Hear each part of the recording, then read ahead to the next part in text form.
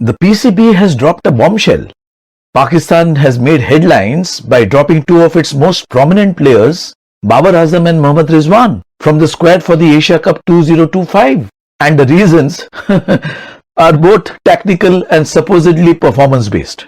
Well, you may wonder why Babar Azam and Mohammad Rizwan were dropped. It appears that there were strike rate concerns. The head coach Mike Hesson emphasized that Babar Azam needs to improve his strike rate, especially in the middle overs of T20 matches. He added that Azam struggles against spin. Would you believe? Both players, it seems, have shown vulnerability against quality spin. Does it mean the end of the road for them? Well, Pakistan is pivoting towards a more aggressive batting lineup, favoring younger talents like Saim Ayub and Sahibzada Farhan.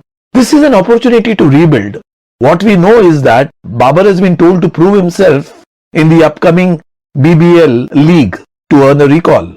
Well, it's sad that a top quality player like Babar Azam is being treated just as Virat Kohli was treated back in India.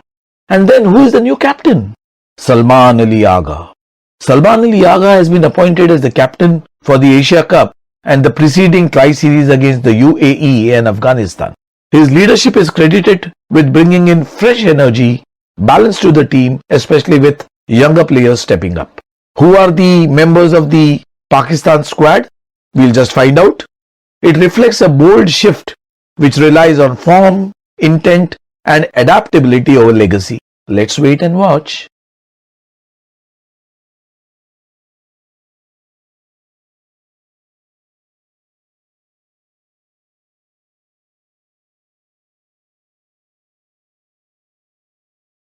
ये गलत मौके के ऊपर गलत strategy अपनाई गई जिससे कि सारी टीम जो है वो हिल गई।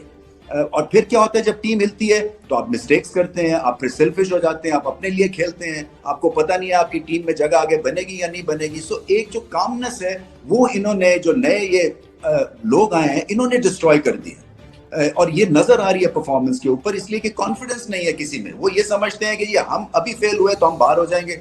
सो बहुत ज्यादा एहतियात के साथ आगे लेके चलना है इस क्रिकेट टीम को, क्योंकि बड़ी मेहनत के साथ एक कॉम्बिनेशन बना है, फैंस एंगेज हुए हैं। आप हारेंगे तो फैंस जो है वो बेचारे बेदिल हो जाएंगे और आपकी फैन फॉलोइंग कम हुई तो ये क्रिकेट प्रेशर में आ जाएगी। जो एक ही बॉन्ड है, एक ही गेम है जो पाकिस्तान को इकट्ठा करती है। सो खुदारा इसके साथ ऐसी हरकतें ना करें कि एक खामखा से चलती हुई गाड़ी को आप पंक्चर करने की कोशिश करें। सो मुझे इसलिए बड़ा अफसोस होता है कि एक अननेसेसरी कंट्रोवर्सी के थ्रू इस टीम के ऊपर आपने प्रेशर क्रिएट कर दिया और अनप्रोफेशनल लोग वो आके और इस चीज को वो जस्टिफाई करने की कोशिश कर रहे हैं। सोच, but further down the road you will see more deterioration. Further down the road you will stop watching cricket. Further down the road you will not enjoy this game of cricket.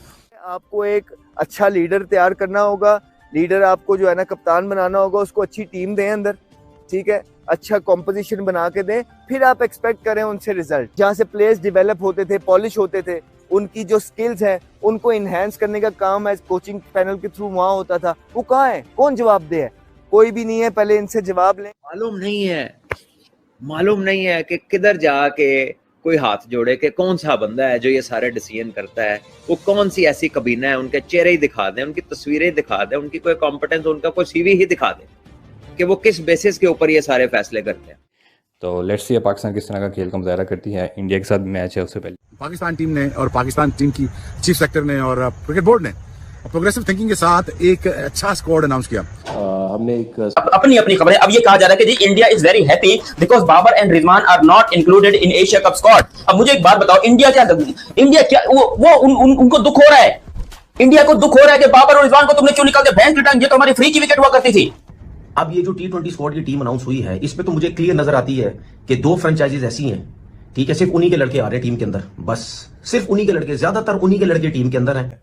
वो एक ऐसा बंदा है कि जो ये कह रहा है कि भाई हमें सीनियर्स के चक्कर में नहीं पड़ना चाहिए, हमें अपने जो जूनियर्स हैं उनको वैल्यू करना चाहिए, उनको कॉन्फिडेंस देना चाहिए, जिनके साथ हम इतने अरसे से काम कर। कोई सरप्राइज नहीं है, कोई चेंज नहीं है सिवाय एक नाम के, बाबर एंड रिजवान। कोई हेडलाइन नहीं है, लेकिन वो हेडलाइन क्योंकि नाम बड़ा है इस वजह से हेडलाइन बनेगी उसके ऊपर, लेकिन ये कोई सरप्राइज नहीं है कि बाबर रिजवान नहीं है। It was always on the cards, ये तो बाहर पीआर सीआर वाले चला रहे थे, पागल बना रहे थे लोगों को कि देखो देखो बाबर रिजवान आ जाएंगे। हमको डे 1 से पता था इन दोनों ने नहीं आना। तो जवाब ये है कि बाबर रिजवान दोनों नहीं है। बाबर के ऊपर सवाल उनसे हुआ, माइक हसन से और आकिब जावेद से भी। तो माइक हसन ने यह जवाब दिया कि बहुत हार्श है ये कहना कि बाबर आजम की फॉर्म गिर गई है, क्योंकि 3 ही मौके मैचेस खेले हैं, उसमें भी एक में उन्होंने 47 रन कर दिए, मतलब 50 नहीं कर पाए, आउट हो गए, बट उन्होंने थोड़ी सी इनिंग बेहतर खेली है। बट 3 मैचेस के ऊपर हम उनकी फॉर्म को या बैटिंग के ऊपर बात करें तो थोड़ा हार्श रहेगा। ठीक है, जो 2 सिलेक्टर बैठे हुए थे, ठीक है, इनका जिन फ्रेंचाइजी से ताल्लुक है, सिर्फ वही ज्यादातर प्लेयर जो है वही टीम के अंदर आ रहे हैं। ठीक है, उसकी आज एक साहब से बात हुई है, काफ़ी वेल इन्फॉर्म्ड हैं वो पीसीबी के खातों शातों में एंड ऑल दैट। तो उन्होंने मुझे सिर्फ इतना कहा कि देखो यार, जब तक आ है ना वो इनको नहीं आने देगा। तो आई वाज लाइक फिर मेरे जहन में अचानक से आया तो पहले ही इनके T20 के टीम में होने के खिलाफ था, तो अब तो पीसीबी में खाते चलते ही उनकी मर्जी से हैं। बाबर और रिजवान एक फ्री की विकेट थी, कि चाहे वो अर्शदीप सिंह के लिए हो, चाहे वो कुलदीप यादव के लिए हो, चाहे वो एशिया कप में कोई भी स्क्वाड इंडिया का खेल रहा हो, लेकिन ये 2 विकेटें इंडिया के लिए फ्री की विकेट थी, जो कि पाकिस्तान ने यहां पर इंडिया से ले ली है, मतलब इंडिया को मौका नहीं दे रहा। लेकिन खबरें क्या चलाई जा रही है कि इंडिया बहुत खुश है बाबर और रिजवान के ना होने से, क्योंकि इंडिया इनसे डरता था, इंडियन क्रिकेट टीम इनसे डरती थी। अगर किसी का सबसे ज्यादा दबदबा था तो वो बाबर और रिजवान का था। ये कहना है पाकिस्तान के मीडिया का। मैं हेडलाइंस पढ़ रहा हूं यार इस किस्म की कि बाबर और रिजवान के ना होने से सबसे ज्यादा फायदा इंडिया को होगा।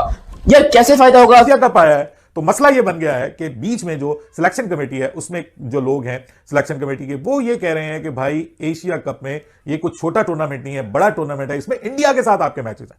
तो इंडिया के साथ जो मैचेस हैं उसमें यह जरूरी है कि आपके सीनियर प्लेयर्स टीम का हिस्सा हो, और क्योंकि बाबर और रिजवान इंडिया के खिलाफ इससे पहले खेल चुके हैं, एशिया कप में खेल चुके हैं, तो यह एक वजह ऐसी है कि जिसको लेकर के पाकिस्तान जो सिलेक्शन कमेटी है वो सोच में पड़ गई है। फखर जमान टीम में वापस आए हैं। डॉक्टर्स ने बोला था जब ये अनफिट हुए 3 से 4 हफ्ते ये टीम में 3 से 4 हफ्ते से ये उससे पहले फिट नहीं हो सकते, एशिया कप से पहले ये फिट नहीं हो सकते। मुझे नहीं समझ आ रही कि वो कैसे फिट हो रहे हैं, जबरदस्ती क्या फिट किया जा रहा है उनको कि आप किसी तरीके से स्क्वाड में आ जाएं।